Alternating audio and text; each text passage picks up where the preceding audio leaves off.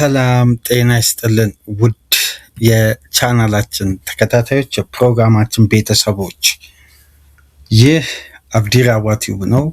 ፕሮግራማችንን ላይክ በማድረግ እንድትጀምሩ ላይክ ስታደርጉ የዚህም ፕሮግራም ተደራሽነት ተደማጭነት በእጅጉ ከፍ ስለሚያደርግ ላይካችሁ ይጠቅመናል። ላይክ እያደረጋችሁ ፕሮግራማችንን እንድታደምጡ አዲስ ከሆናችሁ ቻናላችንን ዛሬ ማድመጥ ለጀመራችሁ ዛሬ ለከፈታችሁ የቻናላችን ተከታታዮች ሰብስክራይብ በማድረግ የደወል ምልክቷን በመጫን ለቻናላችን ቤተሰብ እንድትሆኑ በአክብሮት እየጋበዝን ይህንን ፕሮግራም ከሀገር ውጭ የምታደምጡ የቻናላችን ተከታታዮች ድጋፋችሁን በሱፐር ስቲከር፣ ሱፐር ቻት፣ ሱፐር ታንክስ ድጋፍ እንድታደርጉ የአክብሮት ጥሪያችን እያቀረብን የመጀመሪያ ክፍል የዕለተ ቅዳሜ ፕሮግራማችን በቀጥታ ትኩረት የሚያደርገው አጠቃላይ ከትናንት አመሻሽ ጀምሮ እስከ ንጋት በቅዳሜ ዕለት የወጡ ተጨባጭ የዝውውር መረጃዎች ሩመርሶችን በዚህ ፕሮግራም እንዳስሳለን። የእያንዳንዱን ክለብ ወቅታዊ የዝውውር መረጃ አፕዴቶችን በዚህ ፕሮግራም ወደ እናንተ የምናጋራ ይሆናል። በተጨማሪም ይሄ ፕሮግራም እንደተጠናቀቀ በቀጥታ ወደ ማንቸስተር ዩናይትድ ተጉዘን እንግዲህ ዩናይትድ ከፕሪሚየር ሊግ ውጪ በሚገኙ ሁለት ተጫዋቾች ላይ የበለጠ ባለፉት የስራ ቀናት ትኩረት ሰጥቶ ሲሰራ እንደነበር በቅርበት ጉዳያቸውን ሲከታተል እንደቆየ የሚያሳዩ በርካታ የተጨበጡ መረጃዎች እየወጡ ነው የሚገኙት እና እነዛ ተጫዋቾች ማን ናቸው? ከነማን ጋር የዩናይትድ ስም በአዲስ መልኩ ተያይዞ እየወጣ ይገኛል። በተለይ በአማካይ ዲፓርትመንት ላይ ሊጠናከር የታሰበው የዩናይትድ የዝውውር ፕላን በምን አይነት መልኩ እየተጓዘ ነው የሚለውም በቀጣይ ፕሮግራም የምንወያይ ይሆናል። በሶስተኛ ክፍል ትናንት ምሽት የዓለም ዋንጫ የመጀመሪያ ሃትሪኩ መስራት የቻለው ስለ ኦስማን ዴምቤሌ የፈረንሳይ ድል እና አጠቃላይ የዓለም ዋንጫ ፊክስቸሮችና ውጤቶችን የምንዳሰስበት የሶስተኛ ክፍል ፕሮግራም ይኖረናል። በእነዚህ ሶስት ፕሮግራሞች ከእናንተ ጋር ቆይታ ስናደርግ የመጀመሪያ ክፍል ትኩረታችን ግን በቀጥታ የሁሉንም ክለቦች የምንዳስስበት የበለጠ ግን ትኩረት የሚያስፈልገው ብዙ የዝውውር ገጾች ላይ ካገኘናቸው መረጃዎች መካከል የብሩኖ ጊመሬስ ወደ አርሴናል፣ በተጨማሪ ሳንድሮ ቶናሊ ዳግም ከአርሴናል ጋር ስሙ እንደገና መያያዙን ተከትሎ የሚካኤል አርቴታ አርሴናል ብሩኖ ጊመሬስ ላይ በዚህ ደረጃ ለምን ሲሪየስ ሆነ? ትናንት ምሽትም ሁለተኛ ኦፈር አቀረበ። ከትናንት ወዲያ ምሽት የመጀመሪያ ጥያቄውን አቅርቦ ውድቅ ሆነ። ትናንት ምሽትም ሁለተኛ ጥያቄ አቅርቧል፣ ውድቅ ተደርጓል። ግን የትናንት ምሽቱ የክፍያ ስርዓት ከሐሙስ ምሽቱ ደግሞ በጣም የተለየ ነው። የሂሳብ ማሻሻያ አልተደረገም፣ ራሱ ክፍያ ነው። አዶንሱ በዛ ብሎ ግን አከፋፈል ስርዓቱ ስትራክቸሩ የተለያየ አይነት እንደሆነ እየተዘገበ ነው የሚገኘው። ያንን ሰፋ ላለ ደቂቃ እናነሳለን። በተለይ አርሴናል ለምን ጊመሬስ ላይ በዚህ ደረጃ ሲሪየስ ሊሆን ቻለ የሚለውን ጉዳይ የምንመለከት ይሆናል። የበለጠ ደግሞ ከበስተጀርባ ያሉ ተጨባጭ እውነታዎች አሉ። አርሴናል እዚህ ተጫዋች ላይ ሲሪየስ እንዲሆን ያደረገው ምክንያቶች አሉ። ሌሎች ያልተጠበቁ ምክንያቶች እየወጡ ነው የሚገኙት። ቶናሊንም እንግዲህ አርሴናል ድጋሚ በዚህ ተጫዋችም ዙሪያ ከኒውካስል ጋር የመጀመሪያ ኦፊሻል ዳይሬክት አፕሮች መደረጉ ተሰምቷል። ነገር ግን ቶናሊ የበለጠ አሁን ላይ ቃሉን ለቶትናም መስጠቱ በጣም በተጨባጭ መረጃ ዘጋቢዎች እየተገለጸ ነው የሚገኘው። ግን ከአርሴናል የበለጠ ደግሞ ማንቸስተር ሲቲ እዚህ ዝውውር ላይ የሚገባ ከሆነ የማሸነፍ ቻንሱ ከፍተኛ ነው የሚሉ ተንታኞች አሉ። እስቲ ያንንም ጉዳይ የምናነሳ ይሆናል። የመጀመሪያ ግን ትኩረታችን ወይም በዝውውር መረጃችን ልንመለከት የሚገባው በሴሪያ በዘንድሮ የውድድር ዓመት አንድ አዝናኝ ቡድን ተመልክታችኋል ብዬ አስባለሁ። የዩኤፋ ቻምፒየንስ ሊግን ቦታ ይዞ ያጠናቀቀ ምርጥ ከጣሊያን እግር ኳስም በተሻለ ሁኔታ በስፔናዊ አስተሳሰብ ውስጥ በጣም ዳይናሚክ የሆነ ቡድን ፋብሪ ገንብቶ ከኮሞ ጋር ውጤታማ ሲዝን በጣም አስደናቂ ሲዝን አሳልፈዋል። ባደጉበት ዓመት ወደ ዩኤፋ ሻምፒዮንስ ሊግ ቦታ ይዞ አጠናቀዋል። ግሩም ሲዝን አሳልፏል። ኮሞ እና ፋብሪጋዝ በጣም አስገራሚ ሲዝን ነበራቸው። በዚህ አስደናቂ ሲዝን ውስጥ ደግሞ ትልቅ መነጋገሪያ አርዕስት የሆነው የአርጀንቲናዊው ኒኮ ፓዝ ብቃት ነው። ይህን ተጫዋች ምናልባት ሚዲያው እንኳን ከፍተኛ ሽፋን ሲሰጥ ምን አይነት ተጫዋች ቢሆን ነው ብላችሁ ቪዲዮን ተመልክታችኋል ብዬ አስባለሁ። የኮሞን ኳስ የማየት አጋጣሚ እንኳን ባይፈጠር በእጅጉ ክህሎቱ፣ ቴክኒሻንነቱ፣ በፋብሪጋዝ የተሰጠው ሚና፣ ሜዳ ውስጥ ያለው ተች ከእድሜው በላይ ተጫዋቹ ቴክኒካል አቢሊቲው ብዙ መነጋገሪያ አርዕስት ሆኖ ሲዝኑን ሙሉ በሴሪያ እግር ኳስ መነሻ ነጥቦች ለመወያያነት በቀረቡ ቁጥር በጋዜጦች ፊት ገጽ ላይ የማናጠው ነጥብ ቢኖር ኒኮ ፓዝ ነው።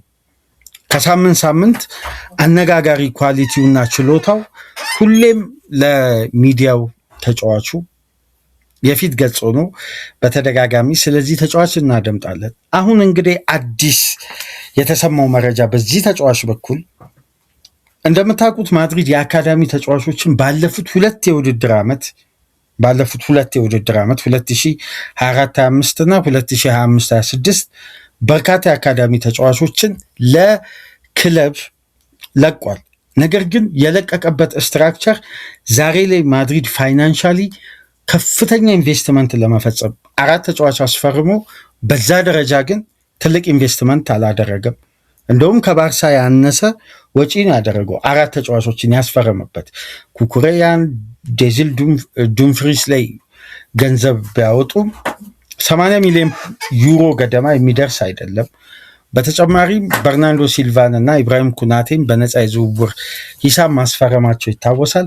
ታዲያ ማድሪዶች ገና የኢንቨስትመንት አቅማቸው ወይም ኢንቨስት የሚያደርጉት ተጫዋቾች ላይ ከፍተኛ ገንዘብ ለማውጣት እንዲሁም አዲሱን ጋላክቲኮ እስካሁን ድረስ አልታወቀም። ጉዳዮች ሁሉ ከበስተጀርባ እንደቀጠሉ ናቸው። ለዚህ ኢንቨስትመንት እንግዲህ ለማድሪድ ትልቅ አቅም ይሆናል ተብሎ እየታሰበ የሚገኘው ይህን ተጫዋች ማድሪድ ወደ ኮሞ ከ2 ዓመት በፊት በሚለቅበት ወቅት ተጫዋቹን የሸጠው 6 ሚሊዮን ዩሮ ግን መልሶ የመግዛት ሕግን በተጫዋቹ ሽያጭ ላይ አስቀምጧል። ማድሪድ መልሶ ሲገዛው ግን ባለፉት 2 የውድድር ዓመት ተጫዋቹ ከኮሞ ጋር ቆይታ አድርጎ የአምናውን ሲዝን ጨምሮ ማድሪድ መልሶ ሲገዛው ተጫዋቹን 3 ሚሊዮን ዩሮ ጨምሮ በ9 ሚሊዮን ዩሮ ነው ባይባክ ክሎዝ የተቀመጠው። ተጫዋቹን ደግሞ ማድሪድ እዛው ኮሞ እያለ የሚሸጥ ከሆነ ተጫዋቹን ወደ ሌላ ክለብ ኮሞ የሚሸጥ ከሆነ ከተጫዋቹ ሽያጭ ላይ ማድሪድ 50%ን ያገኛል። ይሄ ስምምነት አለ ከኮሞ ጋር። አሁን ሊቨርፑል ያስፈረመው ቪክተር ሙኒዮዝ በ40 ሚሊዮን ዩሮ ነው። 20 ሚሊዮን ዩሮ በቀጥታ ወደ ማድሪድ ነው ክፍያ የተፈጸመው 50%። እና በተመሳሳይ ወቅት ከማድሪድ አካዳሚ የተሸኙ ተጫዋቾች ናቸው ከዋናው ቡድን የበለጠ በአካዳሚ ጎልብተው እና ትናንት የተፈጠረው ጉዳይ ማድሪድ ያን ባይባክ ክሎዝን ትሪግ አደረገ፣ በአግባቡ ፈጸመ። ተጫዋቹ መልሶ ወሰደው። ለስንት? ለ24 ሰዓት ሬጂስተር አላደረገም፣ ግን የማድሪድ ንብረትነቱን ያን ህግ ተጠቅሞ ከኮሞ ተጫዋቹን በ9 ሚሊዮን ዩሮ አክቲቭ አድርጎ ተጫዋቹ ወደ ራሱ ካመጣ በኋላ ለኮሞ መልሶ በ60 ሚሊዮን ዩሮ ነው ይሸጠው። ምክንያቱም የተጫዋቹ ህጋዊ ባለመብት 50% ድርሻ ያለው የማድሪድ ነው። የበለጠ ባይባክ ክሎዝ አለው።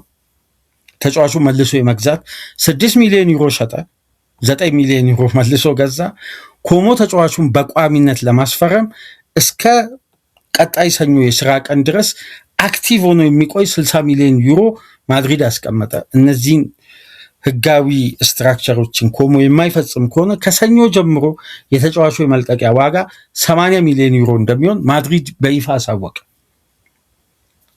ብዙ ማድሪድን ያላገለገለ 50% የተጫዋቹ ባለመብት የሆነው ሪያል ማድሪድ እንግዲህ 60 ሚሊዮን ዩሮ ያልታሰበ ትልቅ ትርፍ በቀጥታ ወደ ባንክ አካውንቱ አግኝቷል እና ተጫዋቹ አሁን 100% በማድሪድ እና በኮሞ መካከል ስምምነት ስለተፈጸመ በህጋዊ መንገድ በቀጥታ ተጫዋቹ ለኮሞ ኦፊሻሊ ሬጂስተር ሆኗል። የኮሞ ንብረት ነው። ካሁን በኋላ ማድሪድ ተጫዋቹን በይፋ ሸጧል እንጂ ከኮሞ በቀጥታ ቢሸጥ ኖሮ ማድሪድ 50% ነው የሚያገኘው።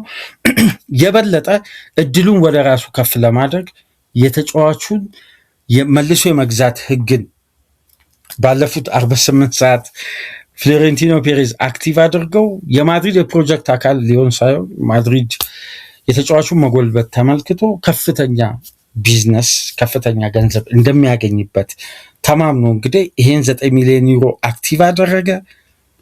24 ሰዓት ባልሞላ ጊዜ ውስጥ መልሶ ለኮሞ 60 ሚሊዮን ዩሮ ተጫዋቹን በመሸጥ እንግዲህ ማድሪድ ትርፋማ ሆኗል። ከቪክተር ሙኒዮዝ እና ከዚህ ተጫዋች ብቻ 80 ሚሊዮን ዩሮ አሁን ያወጣውን የዝውውር ክፍያ በቀጥታ ወደ ባንክ አካውንቱ ማስገባት ችሏል ማድሪድ። ይሄ ደግሞ የበለጠ የማድሪድን ኢንቨስትመንት ያሰፋዋል። ካሁን በኋላ እስካሁን ድረስ ያወጣቸውን ወጪዎች በአግባቡ ከቨር አድርገዋል። ማድሪድ ለሌላ ኢንቨስትመንት ካሁን በኋላ የሚዘጋጅ ይሆናል እና የኒኮ ፓዝ ዝውውር ብዙ ግርምት ስለፈጠረ ነው በሚዲያው በኩል። ሁለተኛው ነጥብ የሚሆነው እስቲ ሌላ ወጣት ተጫዋች ብዙ መነጋገሪያ ርዕስ የሆነ በየቀኑ በዝውውር ዘጋቢዎችም በትላልቅ ሚዲያም ስሙ ከፊት የማይጠፋው ወይም ሄድላይንስ ሆኖ በተደጋጋሚ የምንመለከተው ሞሮኮዊው የሊል የአካዳሚ ውጤት የሆነው አነጋጋሪው ወጣቱ አማካይ አዩብ ባውዲ ነው።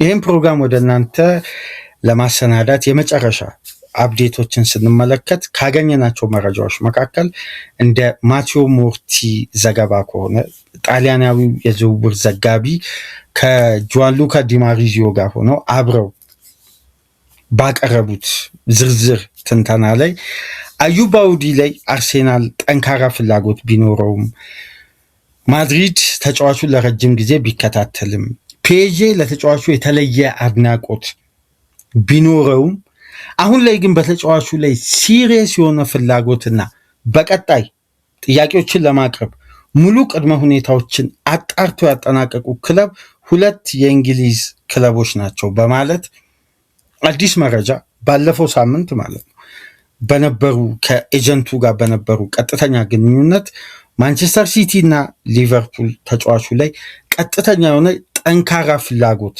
አንጸባርቀው ሙሉ የተጫዋቹን ሁኔታ በተመለከተ ከሊልም ከተጫዋቹ ተወካዮችም አስፈላጊውን ቅድመ ሁኔታ አጣርተው ጨርሷል።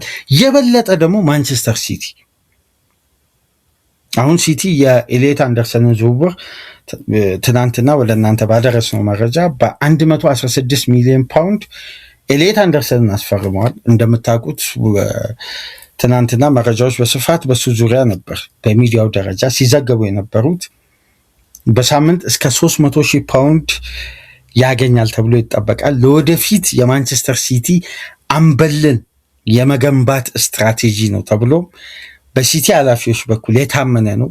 በብዙ መልኩ የዚህ ተጫዋች የዝውውር ክፍያ ከቀጣይ የሲቲ የቡድን ግንባታ ጋር በቀጥታ ተያያዥ የሆነ ነው።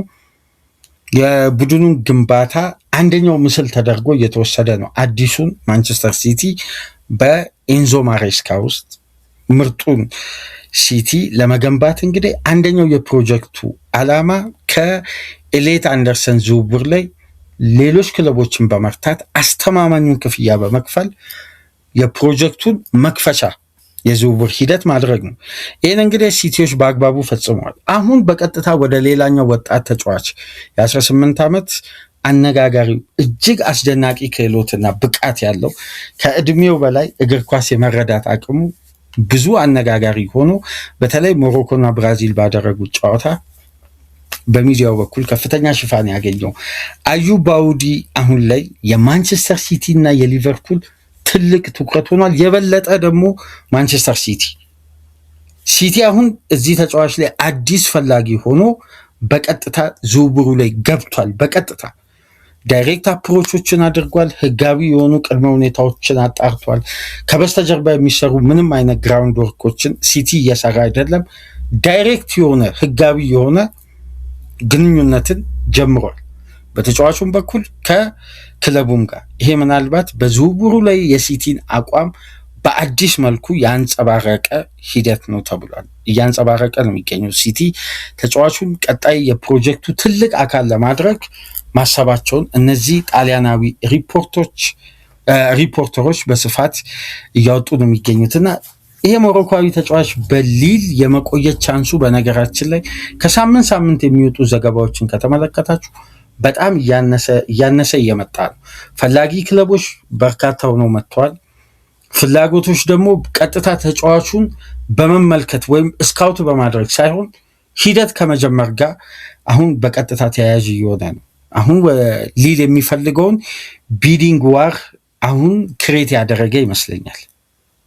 ለተጫዋቹ የሚቀርብ የውል ማፍረሻ ክፍያ ላይ ሊል የሚፈልገውን ዋጋ ጠርቶ ለመደራደር ቅድሚያ መደራደሪያ ዋጋውን አሳውቆ ክለቦች እንግዲህ ተስማሚ የሆነ ኦፈር ይዘው እንዲቀርቡ በሩ ተከፍቷል። ይህን ተጫዋች እንግዲህ እስከ 2029 በቅርብ ጊዜ ውስጥ ነው ኮንትራት ያራዘሙት። አዩብ ባውዲ አሁንም የታላላቅ ክለቦች ትኩረት ሆኖ ቀጥሏል ማለት ነው። ይሄ ጉዳይ ሌላ አዲስ መነጋገሪያ አርዕስት ይዞ መጥቷል። በተለይ የሲቲ ጠንካራ ፍላጎት ያልተጠበቀ ነው። ምክንያቱም ኤሊየት አንደርሰን እና ሳንድሮ ቶናሊ ያለው አቋም ሲቲ በጣም ጠንካራ መሆኑን ተከትሎ ኤሊየት አንደርሰንን ማስፈረሙ አንድ አማካይ ለማስፈረም ገበያ ላይ የሚገኙ ተጫዋቾችን በደንብ በትኩረት እየተመለከተ ነው። አሁን ላይ እንግዲህ ታርጌት ያደረገው አዩብ ባውዲ እንደሆነ እነዚህ የዝውውር ዘጋቢዎች ይዘው እየወጡ ነው የሚገኙት።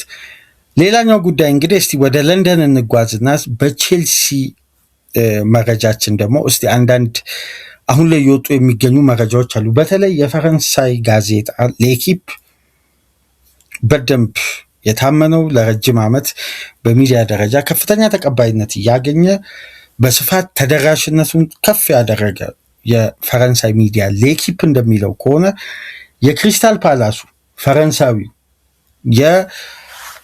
የቼልሲ ኢላማ ባለፉት ጊዜያት በደንብ ከቼልሲ ጋር ስሙ ተያይዞ ሲነሳ የነበረው ሉክዋ ዛሬ ላይ መዳረሻው እዛው ለንደን ቼልሲ ሊሆን መቃረቡን እየተሰማ ነው የሚገኘው። ቼልሲዎች በዚህ ተጫዋች ዙሪያ ጠንክረው እየሰሩ እንደሆነና ይህን ተጫዋች ለማስፈረም 47.1 ሚሊዮን ፓውንድ ወይም 51.6 ሚሊዮን ዩሮ ለመክፈል ፈቃደኛ በመሆናቸው ከክሪስታል ፓላስ ጋር የሚደረገው ጠንካራ ድርድር አሁን ላይ ከፍ ወዳለ ደረጃ እየተጓዘ እንደሆነ ወደ አድቫንስድ ስቴጅ እየተቃረበ መሆኑን በስፋት ሌኪፕ እየዘገበ ነው የሚገኘው። ቼልሲ እንግዲህ ከቀናት በፊት ማርኮ ፓሌስትሪን አስፈርመዋል። ቀጣይ እቅዱ ሉክዋ እንደሆነ ስናነሳ ነበር። አሁን በትክክልም ቼልሲዎች ዳይሬክት ኮንታክታቸውን አጠናክረው እዚህ ተጫዋች ላይ ቀጥለውበት ለማስፈረም መቃረባቸውና አሁን በቼልሲ የበላይነት ይሄ ዝውውር ሂደት ሊጠናቀቅ የሚችልበት እድል ሰፊ እንደሆነ እየተዘገበ ነው የሚገኘው። እንደውም ትናንት ምሽት ከኖርዌይ ጋር በነበረው ጨዋታ ቋሚ ሆኖ ይሄ ተጫዋች መጀመሩ ይታወሳል። ከዊሊያም ሳሊባ መጠነኛ ጉዳት አስተናግዶ እንግዲህ ሉክዋ ተክቶት መግባቱ ይታወሳል እና አሁን የቼልሲ ኢላማ የሆነው ሉክዋ የበለጠ አሁን ወደ ሰማያዊዎቹ እየተቃረበ መሆኑን ሌኪፕ እየዘገበ ነው የሚገኘው እና ከዚህ ጋር በተያያዘ በተጨማሪም ቼልሲዎች ጃኮብ ራሞንን የማስፈረም እድላቸው በተመሳሳይ ሰፊ ነው። ይሄ ሴንተር ባክ ደግሞ የረጅም ጊዜ ፕላን ታሳቢ ተደርጎ የሚፈርም ነው። በተመሳሳይ ጃኮብ ራሞን የሚባለው ሴንተር ባክ የሪያል ማድሪድ አሁንም 50% ድርሻ ነው። ይሄ ተጫዋች ኮሞ ነው የሚገኘው። 37 ጨዋታ አድርጓል ለኮሞ።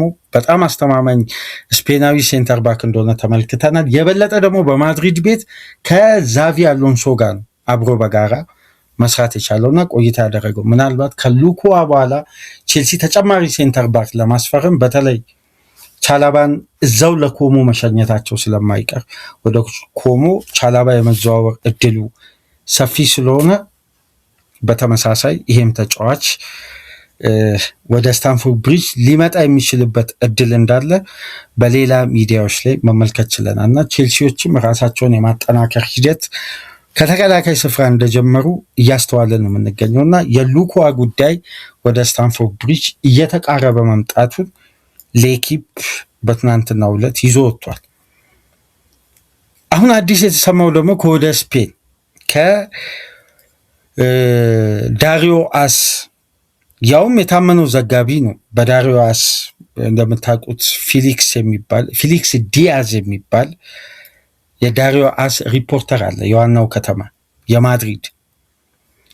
ይሄ ዘጋቢ ምንድን ነው የሚለው? ያለፉት የስራ ቀናት ከእንግሊዝ አርሴናል ሳይሆን ሌላ ሀያል ክለብ ጠንካራ ገንዘብ አቅም ይዞ በሁሊያን አልቫሬዝ በኩል አዲስ ጥያቄ ለማቅረብ እየተዘጋጀ ነው።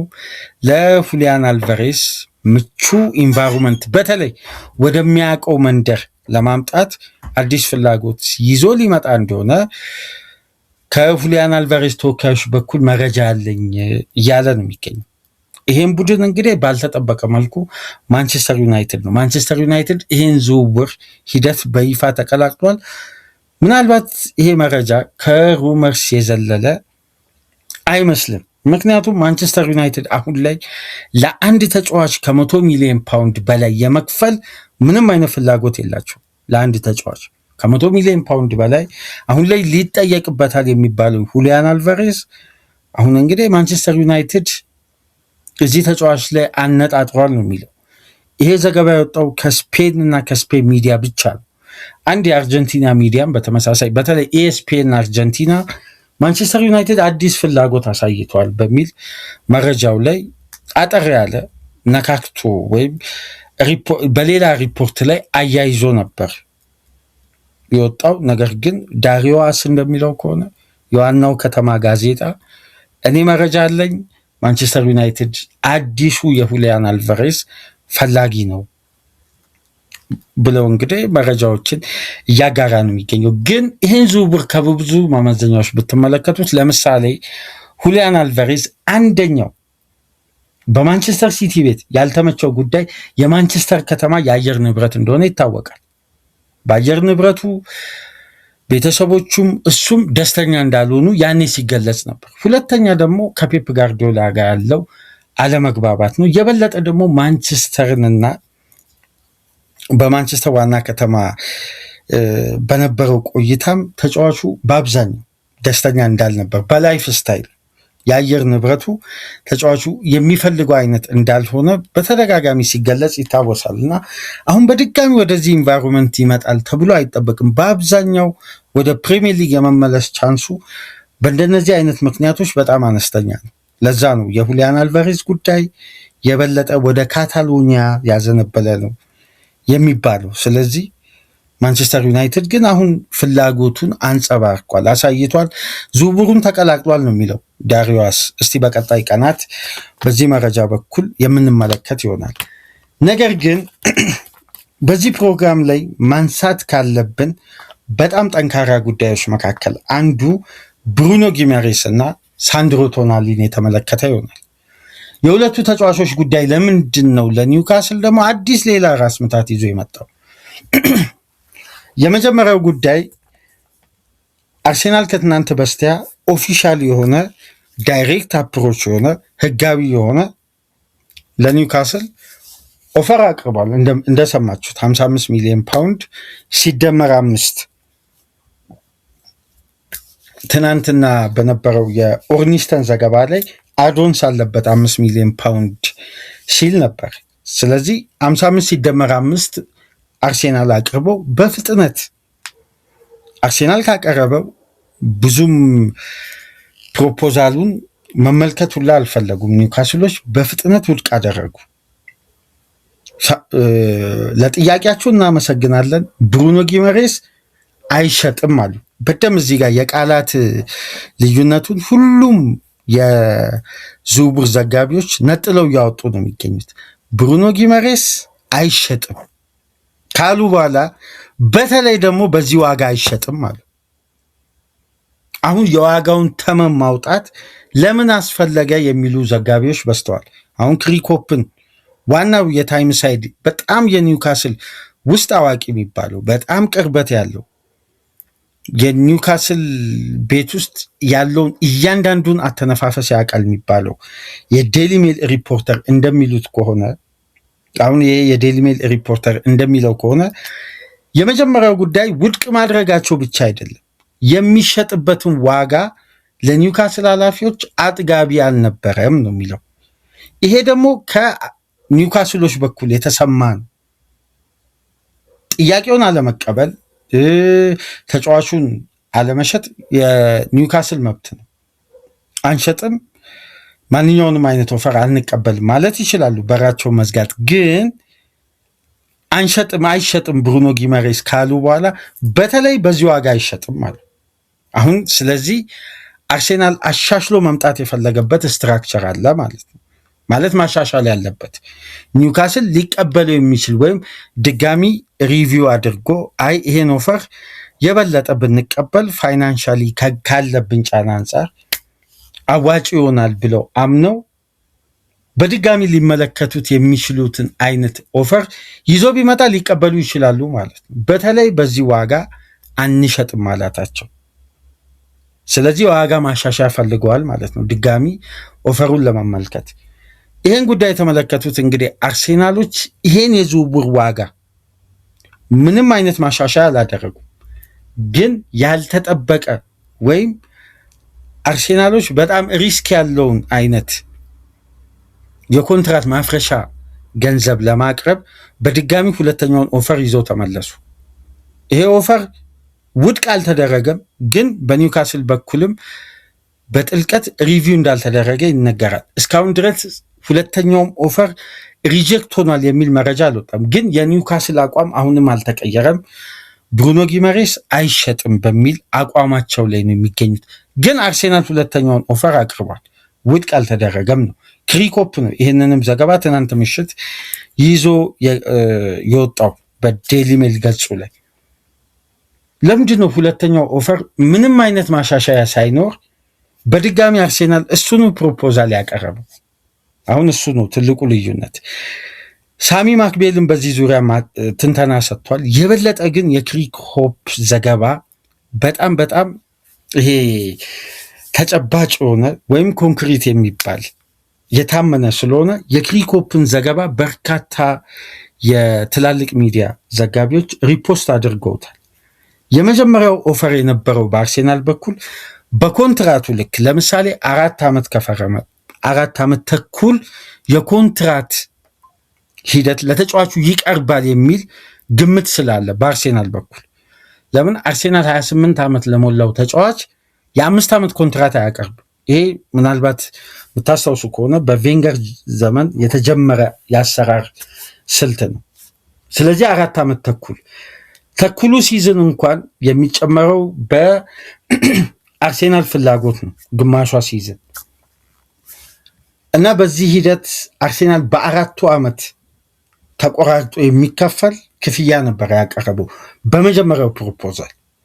በሁለተኛው ግን በቀጥታ በ2 ተርም የሚከፈል በዚህ ተርም ለምሳሌ አርሴናል 30 ሚሊዮን ፓውንዱን አሁን ቢከፍል በቀጣዩ ሲዝን 25 ሚሊዮን ፓውንዱን ሙሉ ከቨር ያደርጋል ማለት ነው። ይሄ ደግሞ በተቃራኒው ኒውካስል ምን ያግዟል? አሁን ከፍተኛ የሆነ የፒኤስአር አዲሱ አሰራር በድጋሚ አስገዳጅ የሆነ የተጫዋች ሽያጭ ውስጥ እንዲገባ ያደረገው ኒውካስልን ነው። ምክንያቱም ደግሞ በተጠናቀቀው የውድድር ዓመት በሳመር የዝውውር መስኮት ኒውካስል በሸጣቸው ተጫዋቾች ላይ የነበረው የአከፋፈል ስርዓትና ባመጣቸው ተጫዋቾች ላይ ያለው የክፍያ ስርዓት ተመጣጣኝ ስላልሆነ ወይም ባላንሱን የጠበቀ አልነበረም። ይሄ ደግሞ ፋይናንሻሊ የፈጠረው ከፍተኛ ጫና በድጋሚ አለ። ኒውካስል ካልሸጠ አይገዛም። አሁን ላይ ይሄ ተወስኖበታል። ለዛ ነው በፍጥነት ጎርደንን በ70 ሚሊዮን ፓውንድ ይሸጡ። አሁን ቶናሊን የማጣት ቻንሳቸው በጣም ከፍተኛ ነው። አሁን ደግሞ ብሩኖ ጊመሬስን ፈልገው አርሴናሎች መጡ። ማንቸስተር ዩናይትድ ሉዊስ ሃል ላይ አድፍጧል፣ ግራ ፉልባክ ባለፉት የውድድር ዓመት ደግሞ ኒውካስል የሚፈልጋቸውንም ተጫዋቾች አላስፈረምም። በክለቡ ያሉትንም ሱፐርስታር ማቆየት አልቻለም እና አሌክሳንደር ኢሳቅን አሁን በኒውካስል ቤት ምንድን ነው የተፈጠረው? ግራ የሚያጋባ ሁኔታ ነው። የዓለማችን ሀብታሙ ክለብ ነው እንደምታውቁት። በሳውዲው ልዑል ቢን ሰልማን አንዱ ካምፓኒዎች መካከል ፐብሊክ ኢንቨስትመንት ፈንድ የሚባለው ፒአይኤፍ በያሲን አልሩመያን የሚመራው ያ ግዙፉ የተቋም ሙሉን ኒውካስልን መጠቅለሉ ይታወሳል። ከዛ ጊዜ አንስቶ እንግዲህ የኒውካስል ፋይናንስ ጤናማ በሆነ መልኩ እየተጓዘ አይደለም። ለምሳሌ ኒውካስል በአለፈው ሳመር በደንብ ከተመለከታችሁ ጀምስ ፒክፎርድን ጀምስ ትራፎርድን በማንቸስተር ሲቲ ተነጥቋል። ከዛ ቀደም ብሎ 65 ሚሊዮን ፓውንድ ከአንድ የዝውውር መስኮት በፊት ለማርክ ጌሂ ያቀረበ ውድቅ ሆነ። በድጋሚ ያለፈው ሳመር ጥያቄ ያቀረበ ውድቅ ሆነ ለማርክ ጌሂ። ከዛም በኋላ ጃንዋሪ ላይ ተጫዋቹ ማንቸስተር ሲቲ ገባ። ዲን ሃውሰንን ታስታውሳላችሁ? ያን ኦፊሻሊ ከማድሪድ የተሻለ ክፍያ አቅርበዋል ኒውካስሎች፣ ግን ሃውሰን የመረጠው ማድሪድን። ለማቲያስ ኩኛ ቀደም ብለው ማንቸስተር ዩናይትድ ካቀረበው ማንቸስተር ዩናይትድ 62.5 ሚሊዮን ፓውንድን ያስፈረመው፣ ኒውካስል ግን 65 ሚሊዮን ፓውንድ አቅርቧል። ማቲያስ ኩኛ ውድቅ አደረገ። ለኢምቤሞ ደግሞ ከማንቸስተር ዩናይትድ የተሻለ ደሞዝ አቅርበዋል። ኢምቤሞ ማንቸስተር ዩናይትድን መረጠ። ጆዋዎ ፔድሮና መሐመድ ቅዱስን የማስፈረም በጣም ከፍተኛ እድል ነበራቸው። ሁለቱም በቶትናም እና በቼልሲ በለንደን ክለቦች ተነጠቁ። ሊየም ዴላፕ ጋር በግል ተስማምተው ነበር፣ ቼልሲ ነጠቃቸው። ከቤንጃሚን ሼሽኮ ጋር ከማንቸስተር ዩናይትድ ቀደም ብሎ ድርድር ጀመሩ። ቤንጃሚን ሼሽኮንም ማንቸስተር ዩናይትድ ነጠቃቸው። የበለጠ አሳማሚ የሆነው ኤኬቲኬ በሊቨርፑል መነጠቃቸው ብቻ ሳይሆን ኢሳቅንም በድጋሚ ለሊቨርፑል መሸጣቸው ነው፣ ያውም በተጫዋቹ ከፍተኛ ግፊት። ስለዚህ በኒውካስል ቤት ምን እየተፈጠረ እንደሆነ በጣም በጥልቀት ራሱን የቻለ አንድ ልዩ ፕሮግራም ያስፈልጓል። ምክንያቱም የዚህ ሁሉ መመሰቃቀል ዋነኛ ምክንያት ምን መሰላችሁ? ዳን አሾርዝ የሚባለውን ስፖርቲንግ ዳይሬክተር ኒውካስሎች አለአግባብ ይህን ስራ አስኪያጅ አሰናበቱ። በሱ ቦታ ያመጡት ደግሞ ሚቼል ውስጥ ባለው አሰራርና በተለይ ከበላይ ጠባቂዎች ጋር ያለው አለመግባባት ክፍተት የስራ ዘመኑን አሳጥሮ ዳን አሾርዝን ተክቶ በመጣበት ገና በ8 ወራት ይህም ስፖርቲንግ ዳይሬክተር ክለቡን ለቀቀ። ስለዚህ አሁን በጊዜያዊነት የክለቡ ቴክኒክ ዳይሬክተር ነው እንደ ስፖርቲንግ ዳይሬክተር ሆኖ እየሰራ የሚገኝ። ከሊቨርፑል ጁሊያን ዋርድን ለመውሰድ ሞክረው ነበር፣ አልተሳካም። ከአርሴናል ከዚህ በፊት ለ15 ዓመት ሰርቶ በዚህ የውድድር ዓመት መጨረሻ የለቀቀው ጄሰን አይቶንም ለመውሰድ ጥረት አድርገው ነበር፣ አልተሳካም። ስለዚህ የኒውካስል አስተዳደር ጉዳይ ላይ ያለው ክፍተት የተጫዋቾችን መረጋጋትና የኮንትራት ሂደት ለማፋጠን ምንም ጥሩ ሁኔታ አልፈጠረም። አሁን በተዘናጉበት የብሩኖ ጊመሬስ የኮንትራት ሂደት ደግሞ ድጋሚ አርሴናል መጥቷል ወደ ኒውካስል ቤት። ትናንት ምሽት ደግሞ ያቀረበው ጥያቄ ኒውካስል አሁን ካለበት የፋይናንስ ጫና አንጻር በአንዴ አንድ ቡድን 30 ሚሊዮን ፓውንድ ከፍሎ የመጀመሪያውን ተርም የሚጀምር ከሆነ ለኒውካስል የሂሳብ መዝገብ በጣም ሰላም ይሆናል፣ ጥሩ መስተካከል ይፈጥራል፣ ወይም አሁን ከገቡበት ጫና ቢያንስ ባላንስ ለማድረግ የሚያመች ነው። ይህንንም እንግዲህ ታክቲካሊ በዝውውር ሂደት እነ ቤርታ በመጠቀም ነው ክፍያውን ወይም ዋጋውን ሳያሻሽሉ ግን ያከፋፈል ስርዓቱን አሻሽለው በድጋሚ ሁለተኛ ኦፈር ትናንት ምሽት ያቀረቡት። እንግዲህ ዛሬ ላይ ወይ ይቀበላሉ፣ ካልሆነ ውድቅ ያደርጋሉ። ግን እንደ ክሪኮፕ ዘገባ ከሆነ አሁንም የኒውካስል አቋም እንደ ጸና ነው፣ ተጫዋቹ አይሸጥም በሚል ነው። እስቲ ይሄን ፎቶ ላሳያችሁ። ያለ ምክንያት አይደለም። ይሄ ፎቶ በኢንስታግራም ገጽ ላይ ጋብርኤል ማጋሌሽ ፖስት ያደረገው። ይህን ፎቶ ትናንትና ነው ያገኙት።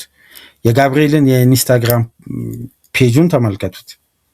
ይሄ ነው ፖስት የተደረገው ሂስቶሪ ማለት ነው። ይሄ ስቶሪ ምንድን ነው የሚነግረን? ብራዚል ትናንትና አልተጫወተች። በተለየ ሁኔታ ይሄ ፎቶ ከምን ጋር ተያያዥ ሊሆን ይችላል? አርሴናል ኦፈር አቀረበ፣ ጥያቄ ውድቅ ተደረገ። ከዛም በኋላ ግን ጋብርኤል በኢንስታግራም ገጹ ላይ የእሱንና የብሩኖ ጊመሬስን ፎቶ በቀጥታ መለጠፍ ቻለ። እዛ ብራዚል ካምፕ ውስጥ የሆነ ሩመርስ እንዳለ ደግሞ የብራዚል ሚዲያዎች በስፋት እየዘገቡ ነው። እውነት ነው። ብሩኖ ጊመሬስ ደግሞ የበለጠ አርሴናል ራሱን አጠንክሮ ወደ ኒውካስል እንዲመጣም በሩን ሊከፍት ይችላል። እሱ ፈቃደኛ ከሆነ ኒውካስሎች ተገደውም ሊሸጡ ይችላሉ። ምንም እንኳን በኒውካስል ደጋፊዎችም ባለቤቶችም በተለየ የሚወደድና ከፍ ያለ ቦታ የሚሰጠው ተጫዋች ቢሆንም ግን ተጫዋቹ በተሻለ ሁኔታ እግር ኳሳዊ ትርፋማነትን ያገኛል። ለምሳሌ ዩኤፋ ሻምፒዮንስ ሊግ ቦታ ተሳትፎ ዋስትና ያገኛል። በተጨማሪም የሊጉ ሻምፒዮን ነው። በተከታታይ በሊጉ ላይ ሻምፒዮን ሆኖ ለመቆየት የብሩኖ ጊመሬስ አይነት ኳሊቲ ያስፈልገኛል ብሎ አምኖ ነው የሚገዛውና ተጫዋቹ የሚያገኘው እግር ኳሳዊ እድገት ቀላል የሚባል አይደለም። በፕሮፌሽናል ዘመኑ 28 ዓመቱ ላይ ነው የሚገኘው። በኒውካስል ከመቆየት የበለጠ ወደ አርሴናል መዘዋወር ለተጫዋቹ በግልም የእግር ኳስ ሕይወቱ ትልቅ ጠቀሜታ አለው እና እንደነዚህ አይነት ጉዳዮችና የበለጠ ደግሞ ከጥቅማ ጥቅም ጋር በተያያዘ ከኒውካስል የተሻለ አርሴናል መክፈል ስለሚችል ይህን ከግምት ውስጥ በማስገባት ምናልባት ብሩኖ ጊመሬስ የእሱ ፍላጎት እዚህ ጋር ወሳኝነት አለ። ከሁሉም በላይ ግን ዋነኛው ቁልፉ ጉዳይ ካይ ጎርባቼ የሚባል ኤጀንት ነው። ካይ ጎርባቼን በደንብ ታውቁታላችሁ ብዬ አስባለሁ። የአርሴናል ደጋፊዎች በተለይ አብዛኛው በአርሴናል ቤት የተጫወቱ የላቲን አሜሪካ ተጫዋቾች በተለይ ብራዚላውያን እንዲሁም በተጨማሪ የፖርቱጋል ተጫዋቾችን በኤጀንትነት የያዘና ከአርቴታና ከጋስፔሬዱ ጋር ከዚህ በፊት ከነበረው ስፖርቲንግ ዳይሬክተር ጋር በጣም የጠበቀ ቅርበት ያለው ኤጀንት ነው ካይ ጎርባቼ የሚባለው። ከዚህ በፊት ለምሳሌ ዳቪድ ሉዊዝን፣ ዊሊያምን ለአርሴናል በነፃ የዝውውር ሂሳብ ማቅረብ የቻለ ኤጀንት ነው። እነ ፓብሎ ማሪንን፣ ሴድሪክን የተለያዩ ተጫዋቾች በአርሴናል ቤት በተለይ ከአርቴታና ኤዱ ጋር ካለው ቅርበት አንጻር አሁን ደግሞ የብሩኖ ጊመሬስ ኤጀንት ይሄ ኤጀንት ነው። ካይ ጎርባቼ ደግሞ አሁን እንደሚባለው ዘገባ ከሆነ አርሴናል ጥያቄውን ለማቅረብ ለኒውካስል የተነሳሳው ይሄ ኤጀንት ነው ወስዶ ለአርሴናል ተጫዋቹን ያቀረበው። በምን አማካኝነት? በማዲቴሪያን አማካኝ። ይሄ በዚህ አደራዳሪ አካላት በሚባሉት መሀል ላይ ደላሎች ማለት ነው። ደላሎችና አርሴናልና ጎርባቼን ፊት ለፊት የማገናኘት ሂደት ተፈጥሮ ኤጀንቱ በብሩኖ ጊመሬስ በኩል ሆኖ አርሴናል ይሄን ዝውውር እንዲያካሂድ ጥሪ ያቀረበው ይሄ ራሱ ኤጀንት ነው ጎርባቼ የሚባል። ከዚህ በፊትም ለአርሴናል ፍሪ ኤጀንት ተጫዋቾችን በእንዲህ መልኩ ኦፈር አድርጎ ጤናማ በሆነ መልኩ ተጠናቀዋል። አሁን እንግዲህ በአዲስ መልኩ ብሩኖ ጊመሬስን አርሴናል እንዲያስፈርም በገበያ ላይ ካለው የአማካይ ክፍል ፍላጎት አንጻር ብሩኖ ጊመሬስን በአደራዳሪ አካላት ኤጀንቱ ኦፈር አድርጎ ለአርሴናል ጉዳዮችን ከተመለከተ በኋላ በጣም ፍላጎቱ ከፍተኛ እንደሆነና ጠንክሮ ኒውካስል ጋር እንዲሄድ አድርጎታል። ይሄ ማለት ምንድን ነው? በአጠቃላይ ብሩኖ ጊመሬስ የተሻለ እድል ካገኘ እምቢ አይልም ማለት ነው። በተጫዋቹ በኩል ያለው አቋም ይሄ ነው። እንግዲህ አርሴናልን በጽናት አንድ አቅርቦ ለሁለተኛ ኦፈር አስተካክሎ እንዲመጣ ያደረገው። ስለዚህ ይሄ ጉዳይ አዲስ ትኩረት ስቧል። አርሴናል ሊያስፈርም የሚችልበት ቻንስ አለ ማለት ነው። በደንብ ይሄን ተጫዋች ሊያስፈርም የሚችልበት ከፍተኛ እድል አለ። ከዚህ ጋር ጎን ለጎን ደግሞ ሳሚ ማክቤል ይዞ የወጣው ዘገባ አርሴናል አሁንም ሳንድሮ ቶናሊ ላይ ያለው ፍላጎት ያለው አቋም ጠንካራ ነው ይላል። ግን የአርሴናል አቋም ብቻ በቂ አይደለም። ለምን? የቶናሊን መሸጫ ዋጋ ኒውካስል የሚፈልገውና አርሴናል ለዚህ ተጫዋች ይሄን ያክል ክፍያ ይበቋል ብሎ የሚያስቡት መካከል በጣም ሰፊ ጋፕ አለ።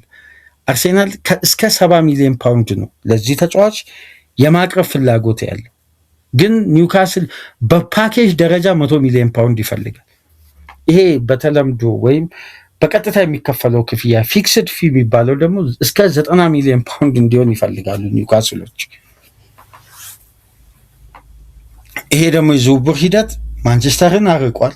አሁን አርሴናልን እያራቀ ነው ከቶናሊ ዝውውር ላይ። ግን አሁንም ቢሆን አርሴናሎች በጣም በጣም ጠንካራ ፍላጎት ቶናሊ ላይ አላቸው ይላል ሳሚ ማክቤል። የበለጠ ለአርሴናልም ቅርበት ያለው ዘጋቢ ነው። ይሄን ሪፖርተር ታውቁታላችሁ፣ መቀመጫው ለንደን ነው። የበለጠ መረጃዎቹ ሪሊያብል ናቸው።